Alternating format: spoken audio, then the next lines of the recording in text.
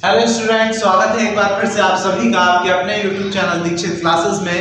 मैं विशाल दीक्षित आज आपके लिए मैथमेटिक्स के एक ऐसे टॉपिक के ऊपर वीडियो लेके आया हूँ जो कंपटीशन एग्जाम में बहुत ही ज़्यादा इंपॉर्टेंट है। आप लोगों ने देखा होगा कंपटीशन एग्जाम्स में क्वेश्चन आते हैं जिसमें हमें किसी भी संख्या का इकाई का अंक ज्ञात करना होता है और वह जो संख्या होती है वो घात के रूप में दे रखी होती है। तो उसका इकाई का अंक ज्ञात हम कैसे करेंगे, आज मैं आपको उसके बारे में कुछ शॉर्ट ट्रिक्स बताऊंगा, उनको आप थोड़ा ध्यान से देखिएगा। सबसे पहले हम बात करें तो कुछ अंक ऐसे होते हैं जिनकी अगर कोई भी घात हो उनमें कोई भी परिवर्तन नहीं आता है। जैसे आप 0 ले लीजिए, 1 ले लीजिए, 5 ले लीजिए या 6 ले लीजिए। पहला पॉइंट हमारा क्या है कि जो अंक अगर किसी संख्या में इकाई का अंक हमें 0, 1, 5 या 6 दे रखा है तो इसकी घात में कभी भी इसकी कितनी भी घात हो इसके इकाई के अंक में कोई भी परिवर्तन नहीं होता है। जैसे कि मान लीजिए आपके पास फॉर एग्जांपल कोई एक संख्या दे रखी है, उसने कह दिया कि 576 की होल पावर 425। अब आपसे अगर वो पूछे कि इसमें इकाई का अंक निकालना है तो वैसे ये बहुत टफ पड़ता, लेकिन जैसा कि मैंने आपको बताया अगर इकाई के अंक पे 0, 1, 5 या 6 में से कोई एक अंक आ रहा है तो वो इकाई का अंक कैसा रहेगा, अपरिवर्तित रहेगा। यानी कि आप डायरेक्टली लिख सकते हैं कि इसका इकाई का अंक कितना होगा, 6 होगा। ठीक है। सेकंड हम बात करें, देखिए 4 नंबर हमारे निपट गए 0, 1, 5 और 6। उसके बाद अगर हम बात करें कि अगर किसी संख्या में इकाई का अंक 2 दे रखा है और वो घात के रूप में दे रखी है तो हमसे इकाई का अंक पूछा जाए तब क्या करेंगे। जैसे कि मान लीजिए आपको दे रखा है उसने कि 2 की घात 27। अब आपसे वो कहे कि 2 की घात 27 को आप ये बताइए कि इसका इकाई का, या मान लीजिए मैं कहता हूं 12 की घात 27 दे रखा है और आपसे कहें कि 12 की घात 27 का इकाई का अंक क्या होगा। तो वैसे अगर आप 12 को 27 बार अगर आप घात निकालेंगे तो बहुत टाइम लगेगा, लेकिन कंपटीशन एग्जाम में हमें इतना टाइम नहीं होता। तो इसके लिए हम क्या करते हैं, अंतिम अंक जो भी है उसके ऊपर घात ले लेते हैं। उसके बाद क्या होता है, अगर 2 आपको दे रखा है, अगर आपका अंतिम अंक 2 है तो की घात 4 करेंगे और यहाँ हो जाएगा 27/4। अब अगर हम इसे भाग दें 27 को तो 4 से जब हम 27 को भाग देंगे तो ये जाएगा 4 छंग 24 और 3 हमारा बच जाएगा शेषफल। तो इसको हम कैसे लिखते हैं, 2 की घात 4 की घात 6 जो यहाँ भागफल है वो यहाँ इंटू 2 की घात 3। अब यहाँ पर 2 की घात 4 यानी कि हो जाएगा 16 की घात 6 इंटू 2 की घात 3 का मतलब 8।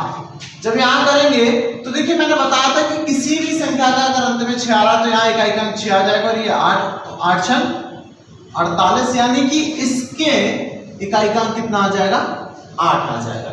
ये हमारी होती है तब की बात अगर हमारा किसी भी संख्या में इकाई का अंक 2 दे रखा है तब। मैंने आपको 5 अंकों के बारे में बता दिया, 0, 1, 5, 6 और 2। अब उसके बाद हम बात करते हैं अगर किसी भी संख्या में इकाई का अंक हमें अगर 4 दे रखा हो या फिर 8 दे रखा हो तब उसको कैसे निकालते हैं। सेम प्रोसेस उसका भी होता है। अगर आपको किसी संख्या में इकाई का अंक 4 या 8 गिवन है तो 4 की घात भी आप 4 के रूप में तोड़ेंगे और 8 की घात को भी आप 4 के रूप में तोड़ेंगे। ठीक है। फॉर एग्जांपल मान लीजिए कोई भी एक हम संख्या ले लेते हैं, 124 हमारी एक संख्या है जिसकी टोटल घात दे रखी है 372। इकाई का अंक हमारा 4 आ गया। अब ये पूछेगा कि 124 की घात 372 में इकाई का अंक कैसे निकालेंगे। तो आप क्या करें, सबसे पहले तो अंतिम अंक के ऊपर पूरी घात ले लेंगे, 372 आ जाएगा। उसके बाद हम क्या करते हैं, इसको 4 की घात के रूप में चेंज करते हैं जैसा कि हमने क्या किया था, यहाँ पर किया था 2 में। सेम वही प्रोसेस यहाँ करेंगे। जब इसे 4 से हम भाग देंगे तो 4 से जब हम 372 को भाग देंगे तो ये जाएगा कितनी बार में, 3 एम 36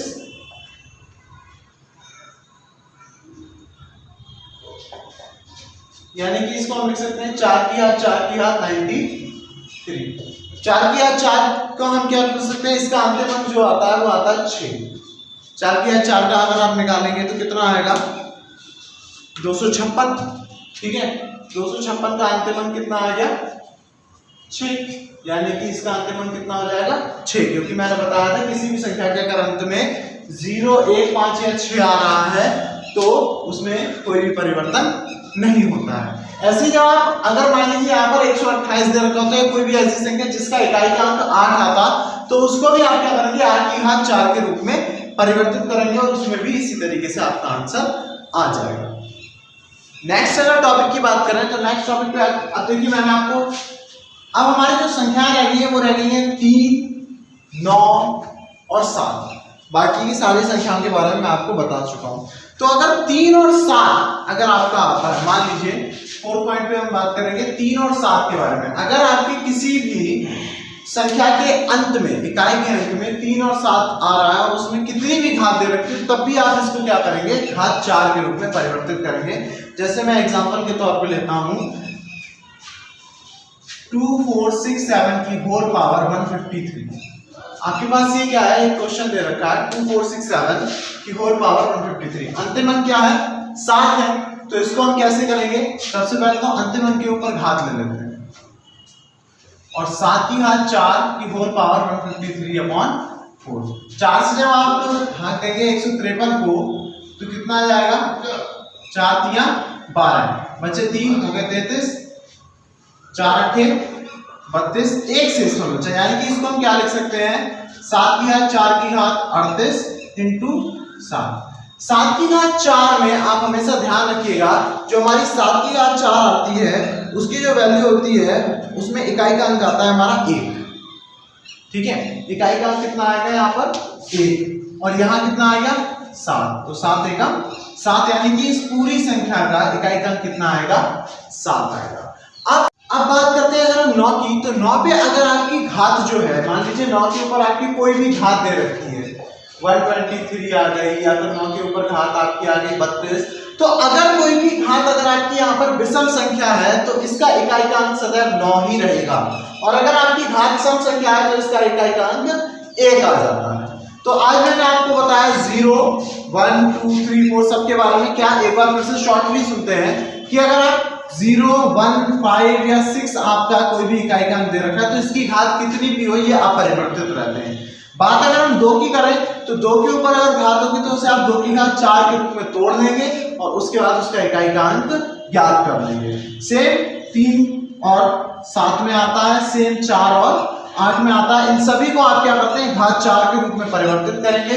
और अगर हम 9 की बात करें तो 9 पे अगर घात आपका कोई भी विषम संख्या है तो इसका इकाई का अंक 9 रहेगा, और अगर घात आपकी सम संख्या है तो इकाई का अंक 1 हो जाएगा। अगर आपको इस पूरे कॉन्सेप्ट में कोई भी डाउट हो तो आप हमारे कमेंट सेक्शन में आकर हमसे पूछ सकते हैं।